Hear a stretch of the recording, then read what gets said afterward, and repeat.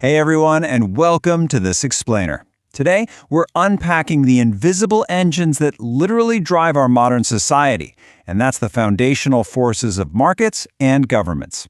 You know, we tend to think of the economy as this perfectly tuned machine, right?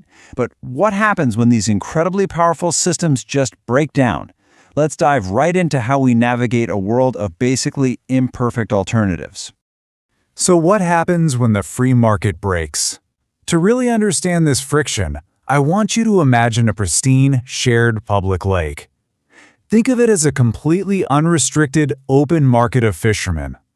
But what happens when that completely unregulated access begins to actively degrade the very resource that everyone depends on? When the rational pursuit of individual profit creates a massive collective loss? Well, the free market simply stops working the way we expect it to. This brings us to market failure. That's when the free market system fails to allocate resources efficiently, which results in a real loss of economic and social welfare. Take a classic negative externality. Picture a massive factory maximizing its profit but emitting toxic pollution right next to a neighborhood. The market price of those factory goods completely ignores that environmental burden. It essentially forces third parties, regular people, to subsidize the factory's true cost. This kind of misallocation also drives another classic inefficiency, which is the natural monopoly. Now, this isn't about some nefarious corporate plotting in a boardroom. It's actually an economic inevitability. It's a market where high upfront costs and economies of scale result organically in a single producer. Think about the infrastructure required for a city's electrical grid. The upfront costs and economies of scale are just so astronomical that it would be deeply inefficient to have competitors basically duplicating power poles across an entire city. The market naturally funnels down to a single provider, who then holds totally unchecked pricing power over an essential service. Now let's consider common goods. These are goods that are non-excludable but rivalrous, meaning one person's consumption literally prevents another's. This leads to the famous tragedy of the commons. Think back to our shared fishing lake. Because the cost of depleting the lake is spread out among everyone, the rational individual incentive is to just catch one more fish. And then, well, maybe another. But when every single actor inevitably follows that exact same logical incentive, the entire resource is rapidly depleted for good. Contrasting these two distinct failures actually reveals a pretty fascinating paradox. On one hand, natural monopolies fail because of massive barriers to entry and economies of scale, leading to a severely restricted undersupply. But the tragedy of the commons fails for the exact opposite reason. It's non-excludable and rivalrous, creating a total lack of barriers that leads directly to rampant overconsumption. In both extremes, the invisible hand just totally drops the ball. The logical solution? Government intervention.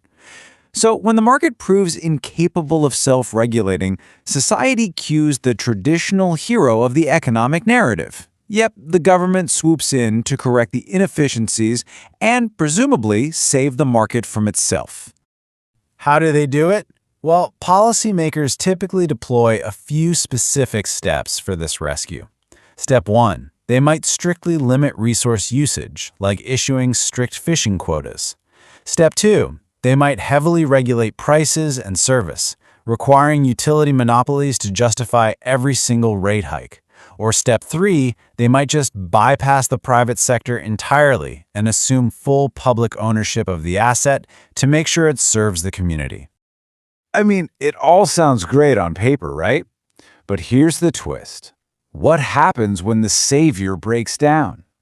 What happens when the very interventions that were designed and implemented to fix market failures actually end up making things so much worse? This brings us to government failure.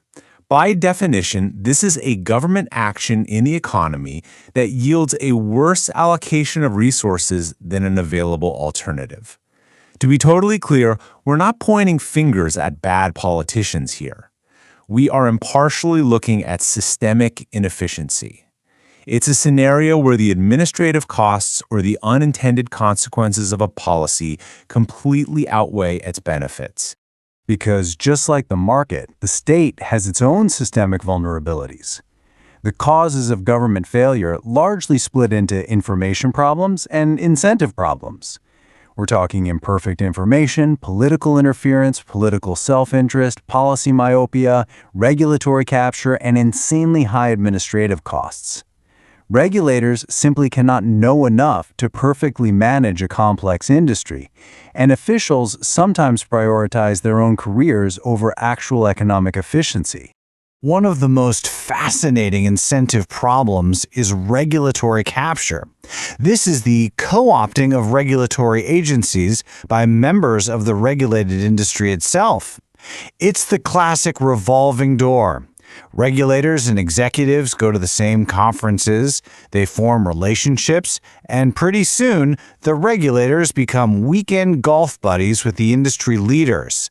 Gradually, they start writing rules that shield producers from competition, rather than actually protecting the consumers. Another major driver is policy myopia, which is basically prioritizing short-term fixes over long-term solutions. In politics, the only timeline that really matters is the next election cycle. This creates a massive structural incentive to prioritize short-term bandages that yield highly visible results for voters right now. But complex economic problems demand thorough analysis. They need long-term solutions that might not bear fruit until long after the current administration is out of office.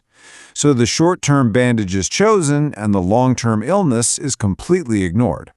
Economists often point out how well-intentioned interventions can trigger huge market distortions. Take strict price floors, like a minimum wage set well above market equilibrium. That can unintentionally risk increased unemployment among younger workers. Conversely, strict price ceilings, like rent control, can sometimes reduce the incentive for landlords to maintain buildings, which risks severe housing shortages. And state monopolies? While insulated from competition, they often operate without any efficiency pressures, risking wildly bloated costs. To ground this in a real-world example from our sources, let's look at the European Union's Common Fisheries Policy. This was a massive intervention, initially meant to counteract that tragedy of the commons we talked about, balancing marine resources with commercial needs. However, the staggering bureaucratic nightmare of managing competing quotas across multiple nations, combined with intense lobbying, ended up catalyzing massive political upheaval and significant unintended consequences. So, comparing the failures side by side. Market failure is when the invisible hand of the free market fails to allocate resources efficiently. Government failure is its direct analytical counterpart. It's when the visible hand of government intervention steps in, but its clumsy actions actually prevent an efficient outcome. Both systems are inherently flawed. They just fail in entirely different ways. This brings us to a deeply profound realization, perfectly summarized by Nobel Prize-winning economist Ronald Coase back in 1964. He wrote, "Until we realize that we are choosing between social arrangements which are all more or less failures, we are not likely to make much headway." Wow. That completely changes how we should look at policy, doesn't it? It's not some comic book battle of good versus evil or pure capitalism versus pure socialism. As outlined in a pivotal 1986 Rand note by economist Charles Wolfe Jr., economics and public policy are truly about choosing between imperfect alternatives. We have the market, which is flawed. We have the government, which is also flawed. The real maturity of economic thought is recognizing these dual imperfections and figuring out how to balance them against each other to minimize harm and maximize overall welfare. So how do we actually overcome the failures? Well, we do it by incrementally blending the strengths of both systems. We can assign clear property rights to common resources, giving individuals a direct long-term financial stake in conservation. Governments can use competitive tendering, injecting a dose of cutthroat free market efficiency into public projects to drive down costs. Or we can utilize public and private partnerships, leveraging corporate agility but keeping it under strict public sector oversight. As you look at the public policies being debated in your own life, whether we're talking about housing, healthcare, or the environment, try looking past the political rhetoric. Ask yourself, what is the market failure here? And what is the potential government failure in trying to fix it? When you realize you are literally always navigating between two flawed systems, the question isn't about finding some perfect utopia. It's about asking, which imperfect alternative will you choose? Thank you so much for learning with me today.